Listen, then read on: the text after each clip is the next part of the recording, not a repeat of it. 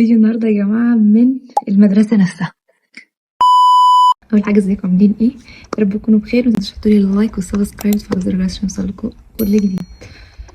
النهارده جايه احفزكم شويه، جاي اقول لكم دايما دايما دايما حطوا لنفسكم اهداف، حطوا لنفسكم حاجات كبيرة حتى عايزين تحققوها، مهما كنتوا شايفينها مستحيل انها تتحقق حطوها قدامكم واشتغلوا عليها على قد ما تقدروا، واعملوا اللي عليكم، والنتيجة دي بتاعت ربنا.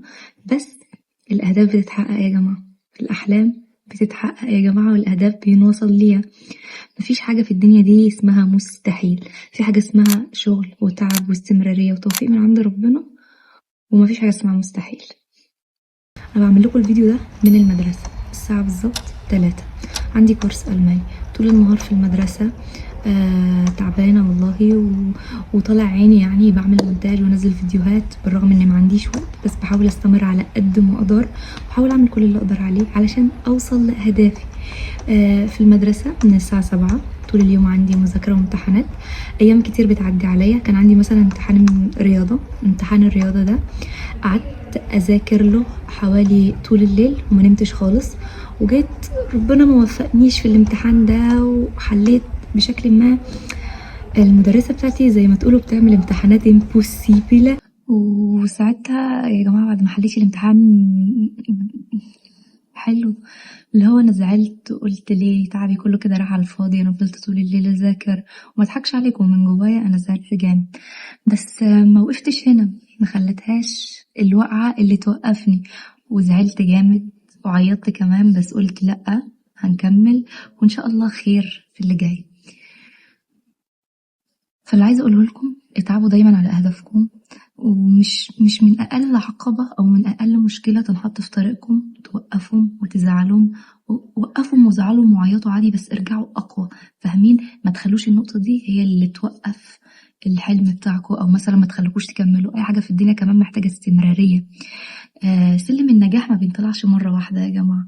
اللي عايز ينجح، الشخص أساسا اللي بينجح في حياته بيعدي بمراحل صعبة جدا، ابتلاءات من ربنا، اختبارات. غير كده دايما الناس كلها بتبعد عنه، الإنسان الناجح الناس كلها بتبعد عنه لأنها بتغير من نجاحه. ده اللي أنا اكتشفته يعني. فاهمين؟ أول ما تبدأوا تنجحوا الناس كلها هتبدأ، لا، طول ما انتوا في الطريق كل الناس هتبعد عنكم، أول ما توصلوا هتلاقوا الناس كلها حواليكم.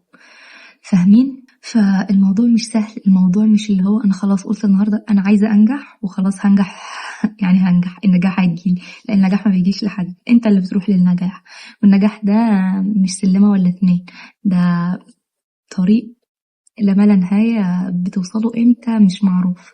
فكل اللي احنا محتاجينه ان احنا نتعب على نفسنا ونشتغل على نفسنا ونعمل كل اللي نقدر عليه، ونحط اهدافنا قدامنا، ونبطل نضيع وقت، نبطل نضيع حياتنا كلها.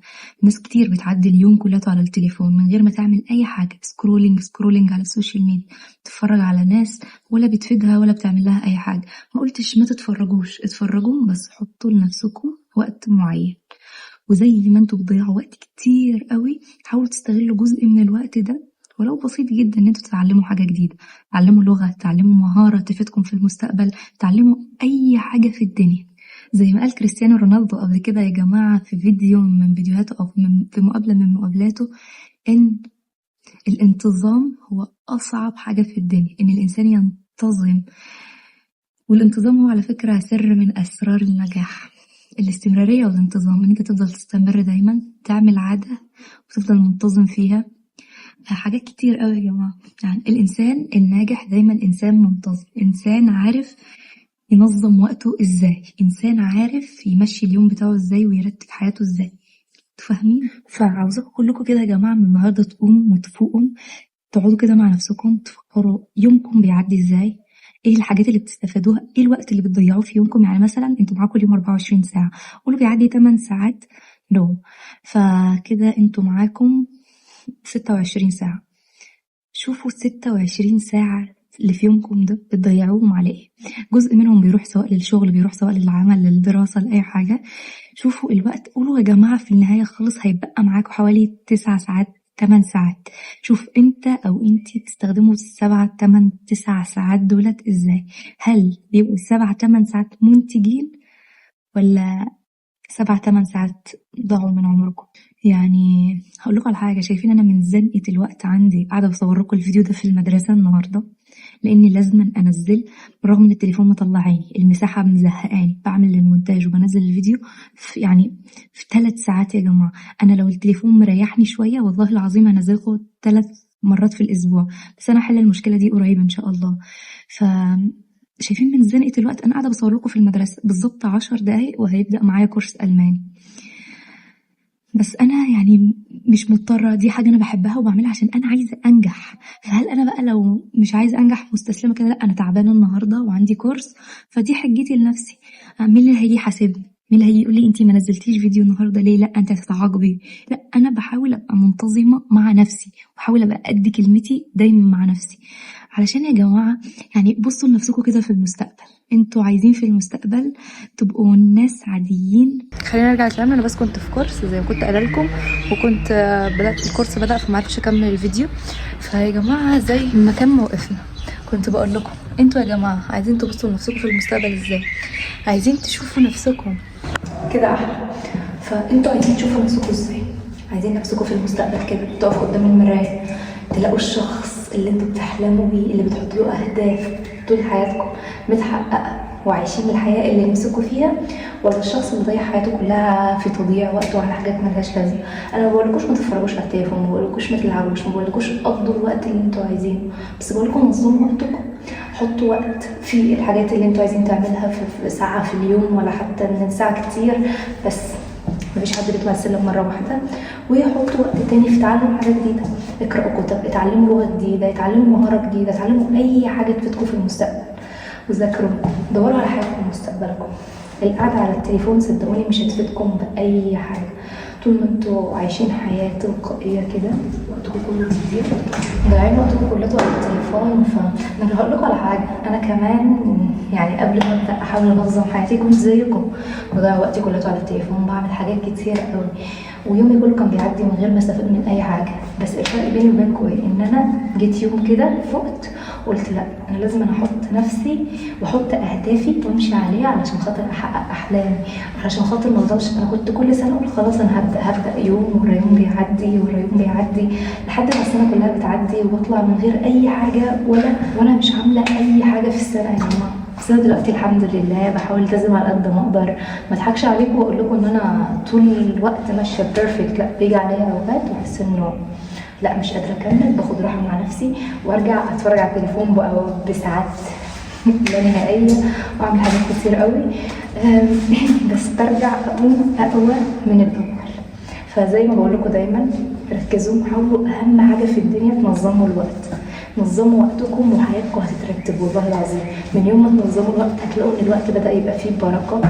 وحاجه كمان يا جماعه، كل اللي انا قلته لكم ده ملهوش لازمه من غير ان انت تقرب من ربنا، من غير ان انت تقرب، من غير ان انتوا تقربوا من ربنا وتتكلوا عليه، هو اللي هيوفقكم في حياتكم. غير كده مهما تعملوا ومهما تسعوا بلا جد. فبرضك زي ما بتنظموا وقتكم وتعملوا حاجات تنجحوا فيها، حطوا دايما ربنا في حساباتكم، حطوا دايما صلاتكم، القرآن، كل حاجة.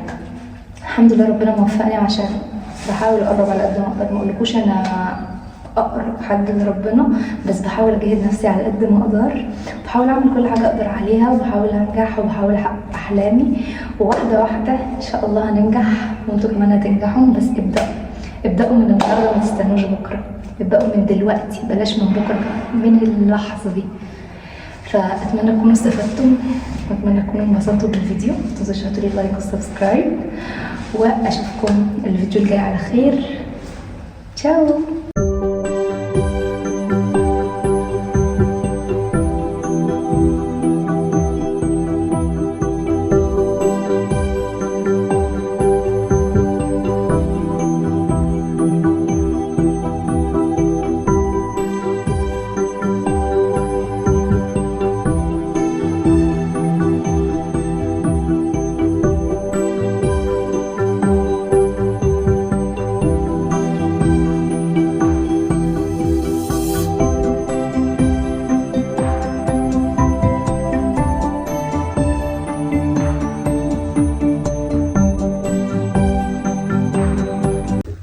كل التوفيق ليكم.